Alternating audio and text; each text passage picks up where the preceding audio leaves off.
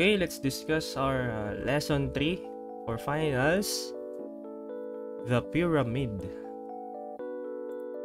Kilala nyo to? Yan si Jake Zyrus, na noon ay kilala bilang Charis Pempenko. Siya ang kumanta ng pyramid. Okay. Definition: pyramid. A pyramid is a three-dimensional object bounded by base, which is a polygon, and triangular lateral faces with a common vertex called the apex.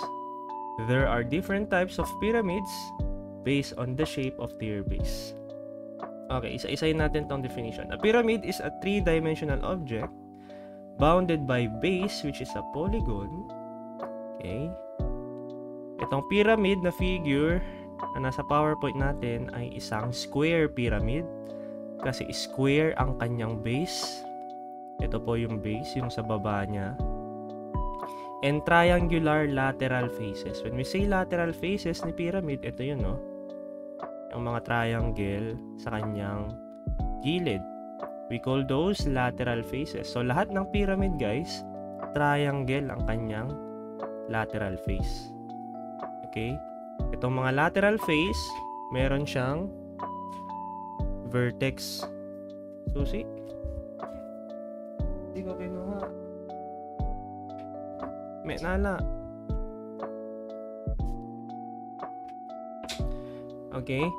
Ulit, triangular faces, meron siyang common point yung ating triangular faces. Ang tawag doon ay vertex. A vertex or the apex of the pyramid. The apex ay, di ba kapag sa floor plan yung apex pinakataas, apex of the roof, ganun. Apex ni pyramid. Okay, there are different types of pyramids based on the shape of their base. So, ito kasi, sabi ko kanina, ito ay isang square pyramid kasi square ang kanyang base. So, merong hexagonal pyramid, merong pentagonal pyramid, okay, nonagonal pyramid, and so on and so forth. Okay, proceed tayo sa parts ni pyramid. O una, nasabi ko na, ito si apex. Itong green dito. Kung saan nag-meet yung ating mga lateral faces. And meron din tayong tinatawag na lateral edge. I-denote natin as E. Yan yung measurement from apex to the corner of the base ng ating pyramid. Okay? And then, meron din tayong tinatawag altitude or height. O parang yung mga naunang lesson nyo. Sa cylinder may height, sa cone may height. Dito may height din. Okay, si height is the line connecting the vertex and the middle or center of the base. Okay, so in other words, yan guys, ay naka-kwadrado. Naka 90 degrees yan. Kapag hindi yan 90 degrees, ang tawag dyan ay oblique pyramid. Since ito ay naka 90 degrees, ang tawag dito ay right pyramid. Okay, makikita nyo naman mamaya yun. Yung oblique at right. Okay. Next, we also have the slant height, which is denoted by H sub S. The slant height is a line connecting the apex papunta sa midpoint ng ating base edge. When we say midpoint, guys, gitna ito ni base edge. Asan ba si base edge? Itong red na to. Itong mga side ng ating base. Ang tawag dyan ay base edge. Itong red. So, itong square pyramid, meron siyang 4 na base edge. Okay? And itong slant height, again, is connecting the apex papunta sa midpoint ng isang base edge. Okay? Kailangan nyo i-take note yan. So, essentially, equal ito, itong measurement nito, tsaka ito. Kasi hinati mo lang sa gitna. Nasa gitna si yellow. Itong yellow na to, sa gitna. Okay, proceed tayo sa types ni pyramid based sa kanyang apex. Yun. Meron tayong right pyramid tsaka oblique pyramid. So, una, si right pyramid. Sasabihin nating right pyramid kapag si apex directly on top of the middle or the center of the base. Ayan, no, nasa taas, magkatapat yan. Vertical mismo yung height dito. Nag-connect si center at si apex dun sa height ni pyramid. So, this is 90 degrees. Okay. On the other hand, when we say oblique pyramid, yung height, hindi niya kinonect si center at apex. Okay? Si apex, wala directly sa taas ni center. Ayun, no? Diba? Yung height ay nandito. So, kung i-connect mo, guys, yung center natin sa apex, hindi na siya 90 degrees. May angle dito, which is not 90. Okay, unlike sa right pyramid, kapag kinonect mo si apex kay center, 90 degrees yan. So, dito hindi. Pag kinonect mo si apex at center, it is not 90 degrees. Okay, so ang i-consider lang natin dito sa lesson ay right pyramid. Hayaan na muna natin si oblique pyramid. Okay? Meron ding type ni pyramid based sa kanyang base shape. Okay. When we have a regular polygon as a base shape, ang tawag doon regular pyramid. When we say regular polygon, guys, equal ang length ng ating base edge. Ito, this is a square pyramid. This is a regular pyramid kasi square equal ang 4 base edge. Okay, pwede rin triangle, equilateral triangle. Okay, kapag equilateral triangle, ang edge mo ay ang base mo ng pyramid, ang tawag doon tetrahedron. Okay, tetrahedron ang tawag doon. Kapag triangular ang base mo sa isang pyramid, that is called a tetrahedron. Paki-take note 'yon. Tetrahedron. Tetrahedron. Kapag cube, 'di ba, hexahedron. O kapag triangle, tetrahedron. And then we also have the irregular pyramid. When we say irregular pyramid, yung base niya ay isang irregular polygon, meaning hindi equal yung kanyang sides. Okay, pwedeng trapezoid, trapezium, mga pag-aralan natin sa quadrilaterals and other shapes, no? Okay, basta hindi equal yung sides. No, again, dito sa lesson, regular pyramid lang tayo. Hindi natin i-consider muna si irregular pyramid. So basically, for this lesson, we will talk about right regular pyramid. Hindi oblique, hindi irregular. Okay, proceed tayo sa properties ni pyramid. Una, a pyramid is made of 3 main parts. The apex, yung taas, the face, yung mga mukha ni pyramid, yung lateral faces, and the base. Ano sabi ko na kanina? Pangalawa, the polygon base is most often in the shape of a square. Okay, pag hindi sinabi guys sa problem kung anong shape ng ating base ni pyramid, i-assume nyo na square yun.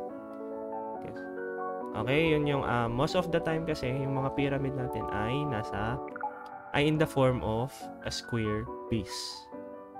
O in short, square pyramid tawag yun. Okay, the faces of the pyramid except the base are called lateral faces. O yun, yung mga triangular faces ng ating pyramid, except yung base, ang tawag doon ay lateral faces. Yung mga triangular face. Okay, if the base is a regular polygon, okay, kapag same length daw yung ating base, the triangles are congruent. Okay, so this statement, itong number 4 na to, is not always true. Kasi, kapag oblique pyramid na ang meron sa'yo, tapos regular polygon yung inyong base, hindi lahat ng triangle ay congruent. Let's say you have a square base. Pero oblique yung pyramid mo. Ganyan.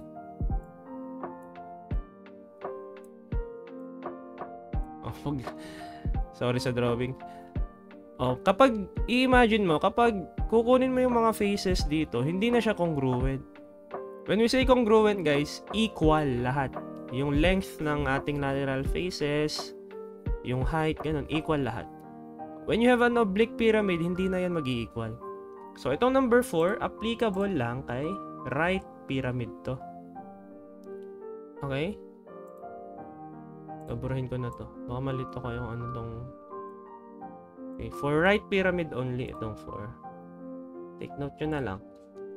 Number 5. The line segments created by two intersecting faces are called edges. And the points or corner at which 3 or more edges meet is the vertex.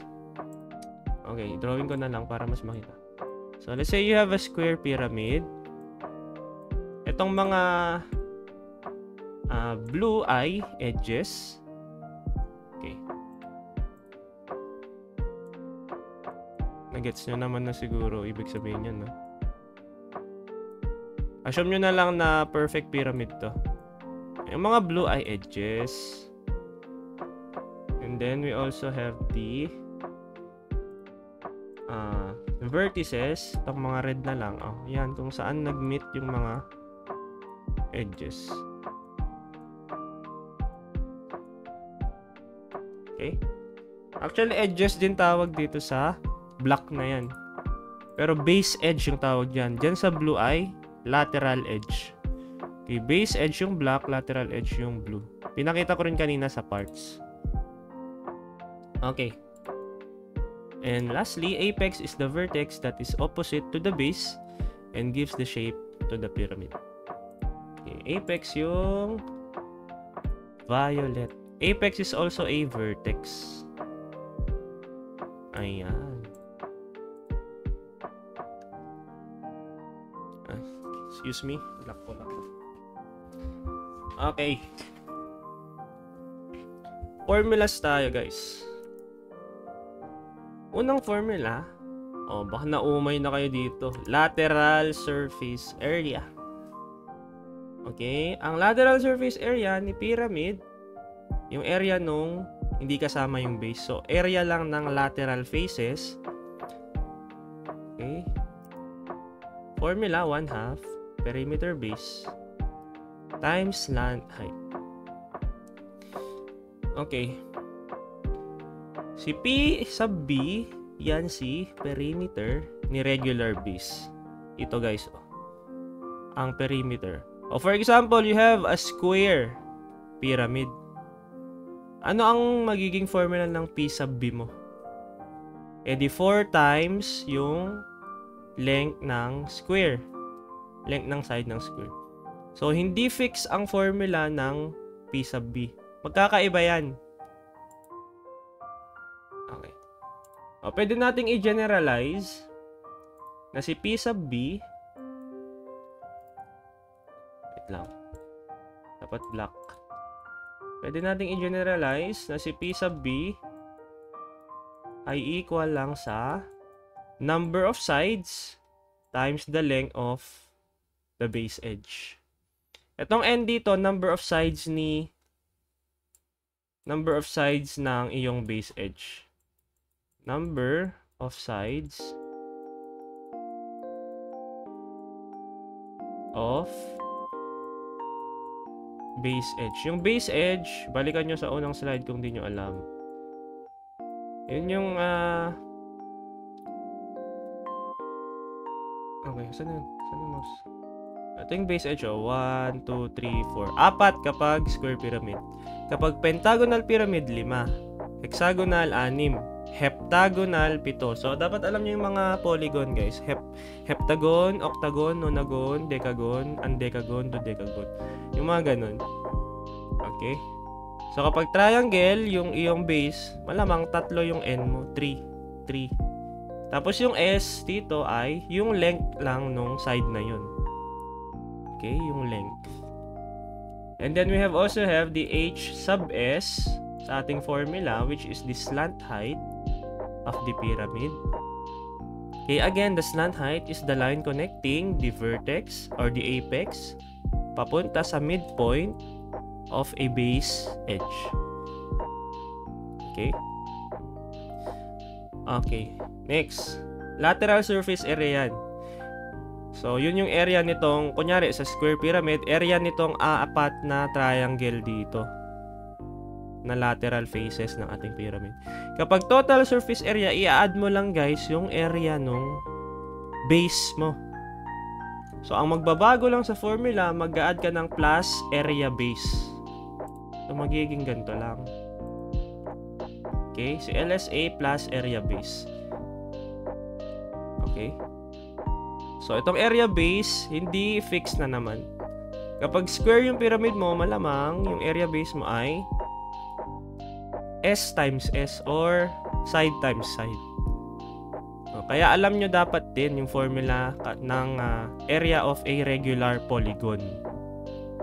Okay, paano kung hexagon na yan? Paano mo kukunin yung area base? Paano kung hexagon na yung base ng pyramid? Diba? Okay. Okay, and lastly, sa formula meron ding volume. Ang volume ni pyramid ay parang volume lang ni cone, 1/3 area base times height. Oh guys, dito galing yung volume ni cone. Anong volume ni cone? 1/3 pi r squared height, diba? O yun yung area base mo kasi. Ang base mo kasi sa cone ay bilog, diba? Bilog. Ang base mo sa cone. Eh ano bang area ng bilog? Pi r squared. O diba? Doon din galing. O dito galing yung volume ni cone. 1/3 pi r squared height. Okay? Actually, in any prism ba yung term? In any prism, ang volume lang is area base times height. Okay. Imagine niyo yung cube. Yung cube, 'di ba? Kunyari. Pakita natin sa paint para mas tawag dito. Magkaroon kayo ng perspective kung paano kinukuha yung mga formula. 'Di ba? Yung cube, 'di ba ganyan 'yon?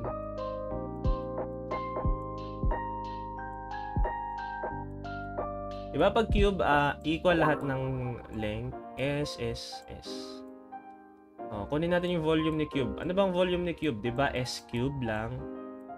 Saan galing si S cube? Area base times height lang yan guys. Tingnan nyo. Ano ang base mo kay cube? Ang base mo kay cube ay isang square. Tama ba? Okay, so ang area base mo dyan, ang magiging area base mo dyan ay S times S. Kasi nga square. S times S or S squared. Ang height mo pa rin ay, ano bang height mo dito? Ito kita ba sa mouse? Ito yung height mo dyan, no? Yan, no? Height ni cube. S pa rin. Kapag kukunin mo yung volume, S cube, S squared times S, saan equal? S cube. Okay? Paano kay cylinder? Kay cylinder, ganun din guys. Area base times height din yun. Di ba ang volume ng cylinder natin ay pi r squared height? Kunin natin yan using area base times height. Ganun lang din. Area base times height lang din ulit yan. Kumbaga, ito laging working formula mo kapag kukuha ka ng volume sa solid. Except sa prismatoid. Kapag prismatoid na tayo, medyo mahirap. Saan yung mouse ko? Kunin natin. Anong area? Anong base mo kapag cylinder? Di ba bilog? Pi r squared yung... teka. Area base dapat to. Ay. Katok. Ano to? Di pa mabara? Okay. Ang area base mo dito... area base mo ay pi r squared. O, ang height mo, height pa rin, h pa rin yung height. So, therefore, magiging v is equal to pi r squared height. Area base, yung pi r squared, height is h. Ay, sir, ba't pag cone may 1/3 na? Kapag may tusok, guys, kapag may apex, lagyan mo lang ng 1/3. O, diba yung cone natin, tsaka pyramid, may tusok. Assume nyo na pyramid to. Ayan. Ang formula mo dyan, 1/3 area base height. Lagyan mo lang ng 1/3 kasi may tusok. O, dyan galing yung formula ni cone tsaka ni pyramid. O, diba kay cone is, ang area base mo kay cone ay pi r squared. O, times height. O, yan na yung volume ni cone. Kasi ang base ni cone ay isang bilog. Ang area ng bilog ay pi r squared. Okay? O, side knowledge siguro. Okay, so ito yung volume ni pyramid. 1/3 area base times height. Okay? Example tayo. Number 1. The roof of a waiting shed is shaped like a square pyramid with a base edge of 8 feet and an altitude of 9 feet. How much metal sheet is required to cover the roof of the waiting shed? So, meron tayong roof. Pinapahanap kung yung amount ng metal sheet daw para i-cover itong roof na to. This roof is in the shape of a square pyramid. So, ano pinapahanap? Anong required? The amount of metal sheet to cover the roof, or that is the ano yan? Volume ba yan? TSA ba yan or LSA? Okay, LSA yan guys, no? Kasi hindi mo naman kailangang i-cover yung nasa baba ng roof. Hindi mo naman kailangang i-cover yung nasa base nitong roof. Itong taas lang, itong mga lateral faces lang natin. Okay? So, formula, LSA is 1/2 perimeter base times the slant height. So, kunin muna natin si perimeter base. Ano ang base natin dito? Square. Sinabi sa, sinabi sa problem, square pyramid.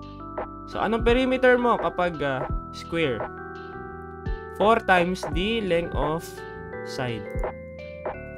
Perimeter by definition is the sum of sides of a certain shape. So, in square yan, apat na S. S being the base edge. Okay, anong base edge? 8 feet. So, therefore, perimeter base mo ay 4 times 8. 32 feet. Okay, problema na lang natin si H sub S. Paano kunin si H sub S? Given ba to? Hindi. Ang given sa atin ay altitude. Yan yung H. Yan yung height. 9 feet. Okay, meron tayong formula ni H sub S. Ayan. Basta given ang base edge tsaka height. Sir, paano nakuha yan? Ewan ko kung may imagine nyo to, ha? Okay, i-section view natin ang isang pyramid. This is HS. Ito si S. HS din to. Section view ba to? O basta, i-front view mo. Gawin mong 2D. Okay. Ito si height, guys. Ito yung H. Itong red na to. Okay. Ang gusto mong hanapin si HS. Itong line na to. O, tinudi ko yung ating roof or pyramid. O, paano mo kukunin yan? This is HS. This is, red is H. And then, gawin natin green, si S. Itong buong to, S yan, di ba? S. So, kukunin mo yung triangle dito, guys. May makukuha kang triangle. Ito. HS. Tapos, itong base ng triangle mo, that is kalahati ni S. S over 2. Kasi itong H mo dito, hinati niya si S sa dalawang parte, which is equal. Itong H dito, kumbaga bisector siya ni side S. Using Pythagorean theorem, dito sa triangle na to, makukuha mo tong formula na to. Using Pythagorean theorem. Okay, from this figure, makukuha mo tong formula na to. Okay, move on. Ang H natin ay 9. Meron kang S, meron kang H, substitute mo lang. Substitute mo lang. So, 8 si S, 9 si H. Diretso sa calcu yan. Square root of 97 feet. Baka yung iba sa inyo hindi pa alam yan, input sa calcu. Pakita lang natin. So, that is a square root. Parenthesis, 8 over 2. Pwede mo diretsuhin 4 na yan. 8 over 2 is 4. Plus 9 squared. So, you have square root of 97. Kaya huwag mo muna gawing decimal. Mamaya ka na okay, square root of 97. C, HS. Okay, meron ka ng P sub B, meron ka ng H sub S. Last step, you substitute. Okay, P sub B is 32. H sub S is square root of 97. 158 feet. Sa calcu, para mabilis yung input nyo, ayan, na-exit ko. Para mabilis yung input sa calcu, gawin nyo na lang 0.5 si 1 ha. 0.5 times 32 times square root of 97. Boom. Na-round up lang ha. Okay lang yun, mag-round up. Alam ko namang super accurate yung gusto nyo, pero i-round up nyo na lang kung sakali. Kasi baka wala to sa choices. Itong 157. Ay! Hindi pala na makita. Ito. Ayan. 0.5 times 32 times square root of 27. 157.58 yung lumabas. Ni-round up natin ng 158 na lang. So, okay lang mag-round up. Considered pa rin yan. Okay? Ganun. Number 2. The Great Pyramid of Khufu is a square pyramid. Again, square na naman yan. With a base edge of 755 feet. The original height of the Great Pyramid was 481 feet. And its current height is 449 feet. What volume of the material has been lost? Okay, so meron tayong pyramid na lumiit. Okay, kasi sabi dito, the original height of the pyramid is 481. Tapos lumiit siya, naging 449. Ang pinapahanap sa atin is, ano daw yung volume na nawala? Okay, mamahinus mo lang ba yung height? Hindi. Okay, so kailangan mong malaman yung unang volume nung 481 pa yung height niya. Tapos kailangan mo rin malaman yung current volume nung 449 na yung height niya. Tapos ima-minus mo na lang para makuha mo si lost volume or yung nawalang volume. Tama? Okay. So may konting basic logic lang. Okay, so kailangan ulit natin yung unang volume tsaka yung current volume para makuha yung volume na nawala. Okay, let tayo ng mga variables. Okay, let V sub loss be the volume, be the lost volume of the pyramid.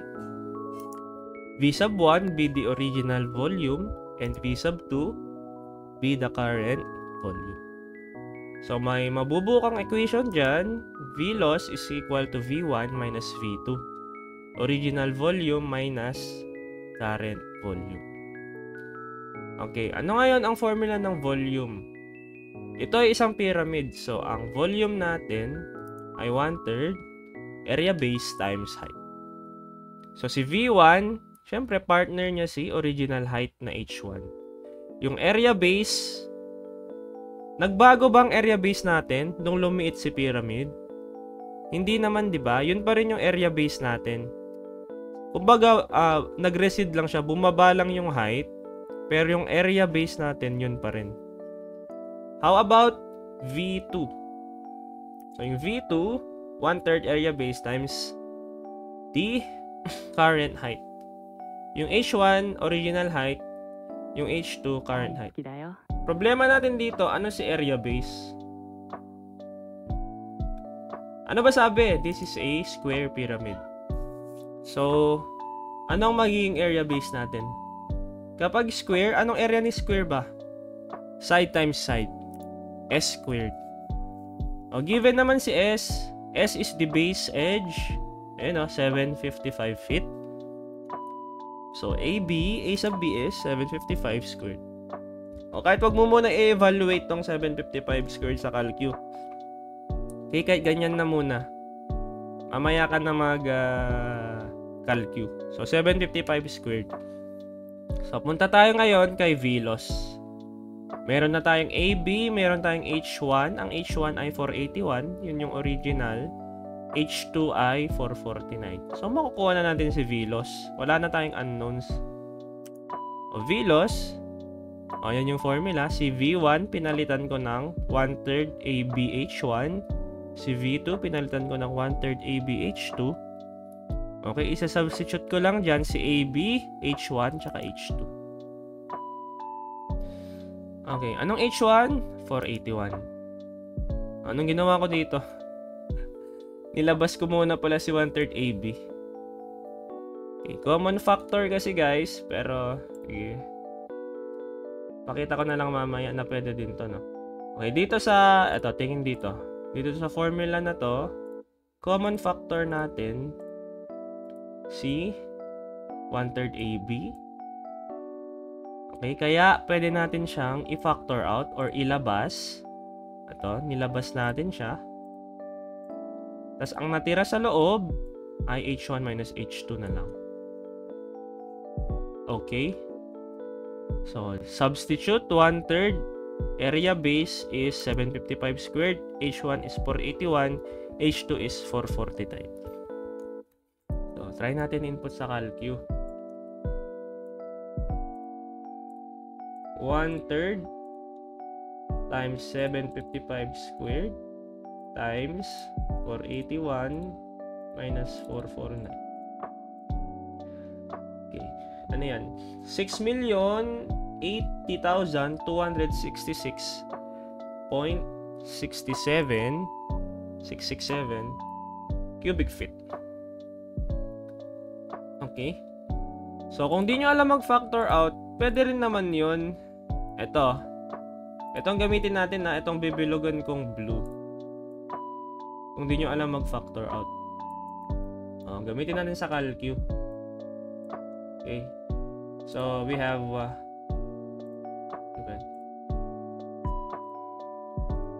1/3 times area base is 755 squared times H1. What is our H1? 481 minus 1/3 times 755 squared times H2 is 449 equal. Yun pa rin. Okay. Pinactor out ko lang para mas konti yung input. So, time is essential kasi pagdating sa inyong assessments. Okay? Para makasave kayo ng time. Kahit pa paano. Okay, number 3. What is the capacity of a hopper? Ano si hopper? A container that can hold and dispense rice grains in the shape of an inverted square pyramid. Ayun, sinabi naman sa problem. It is a square pyramid of sides 2 feet and a height of 4 feet. So, ang required sa atin ay capacity of the square pyramid. Ano si capacity? That is also equal to the volume. Volume ay 1/3 AB times height. Okay, anong area base natin? Square pyramid ulit to. Square pyramid.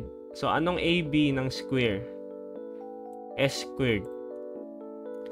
Ano si S? 2 feet. Ayun, side 2 feet. Side 2 feet. Height 4 feet. S equal to 2. Substitute. H is 4 feet.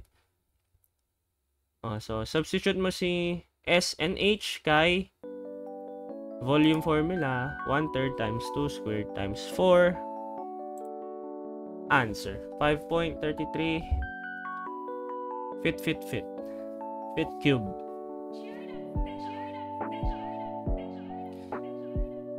Okay? Okay. Next. Again, pag may tanong, no, i-comment nyo lang sa baba or PM kung nahihiya. Okay. Ito ay last na yata. Check ko nga. Last na to. The roof of a birdhouse is a regular hexagonal pyramid. Yun, no? Hindi na square, hexagon na. The base of the pyramid has sides of 4 inches and a slant height of 12 inches. If the roof is made of copper, find the amount of copper used for the roof. So what is required? The amount of copper used for the roof. So itong roof ni birdhouse natin. Ano yun? Volume, lateral surface area, or total? That is the lateral surface area. Basta pag roof, no? Most of the time naman ang roof, di mo kailangan coveran yung kanyang base eh. Okay, yung lateral faces lang. Okay, formula for LSA, 1/2 perimeter base times HS. So, paano yung PB natin dito? Yung perimeter ng base. Sabi, mayroon tayong hexagonal pyramid. Ayan. Hexagonal pyramid. Paano ang magiging perimeter ni hexagonal pyramid? Ano ulit yung formula natin ng PB? N times S. Ilan ba ang N ni pyramid? Ay, ni pyramid ni hexagon. 6. Therefore, 6 hex pyramid. Hex 6. So, therefore, ang PB natin ay 6 times S. 6 times S. S given sa'yo, ayun o, has sides of 4 inches. 4 feet atay nalagay ko, paki-correct na lang. This should be inches. 4 inches. So, therefore, PB natin ay 6 times 4. That is 24 inches.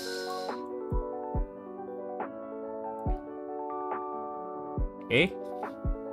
Given ang slant height. Slant height na pala yung given. So, wala tayong problema sa pag-solve ng slant height. Hindi H yung givens, slant height na yung given. So, slant height of 12 inches. So, HS na yun. Di mo na kailangang i-solve si HS using Pythagorean. Okay, so therefore, input natin si PB tsaka si HS sa ating LSA formula. So, 1/2 is equal to 24 times 12. 144 cubic inches. Let me correct this one.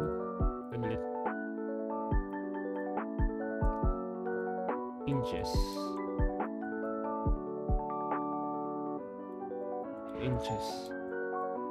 Okay. Final answer, 144 cubic inches. Okay, for practice, yan. Ano yun? Ba't may nagpakita doon? That is the volume of a pyramid. Ito lang din pala yung number 2. Nagpakita dun sa taas, may sumilip. Ayun. Okay, for your practice, try nyo sagutan to. Okay? Thank you for listening. Thank you for your time. Thank you for sunshine. Thank you for rain. Bye-bye. God bless.